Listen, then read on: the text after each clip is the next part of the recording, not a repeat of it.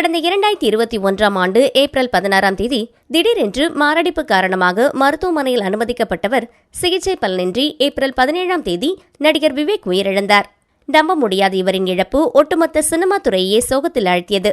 சினிமாவில் அறிமுகமானதிலிருந்து தனது நடிப்பால் ரசிகர்களை சிரிக்க மட்டுமல்ல சிந்திக்கவும் வைத்தவர் சின்ன கலைவாணர் விவேக். இந்த நிலையில் விவேக்கின் 3ஆம் ஆண்டு நினைவு தினத்தினை முன்னிட்டு விவேக்கின் உதவியாளரான செல்முருகன் அவர் விட்டு சென்ற பணியான மரக்கன்றுகளை நடும் பணியை தான் தொடர்ந்து செய்து வருவதாக கூறினார். அவருடன் இணைந்து வைபவ் நடித்து வரும் வைபவ் 27 படக்குழுவினருடன் விவேக் நினைவாக மரக்கன்றுகளை நட்டு அவர் உருக்கமாக கூறியதாவது: அப்துல் கலாம் ஐயாவின் பேச்சை கேட்டு இன்ஸ்பயர் ஆகி பல லட்சம் மரக்கன்றுகளை தமிழ்நாடு முழுவதும் நட்டவர் நடிகர் விவேக். அவர் மறைந்த பின்பும் அவர் விட்டு சென்ற நல்ல பணியை தொடர்ந்து செய்து வருபவர் செல்முருகன் என்று கூறி வைபவ் 27 படக்குழுவினர் அனைவருக்கும் மரக்கன்றுகளை வழங்கி நடும் வீடியோவை வெளியிட்டு அவர் ஆன்மா சாந்தியடைய பிரார்த்தனை செய்யுமாறு கூறினார்.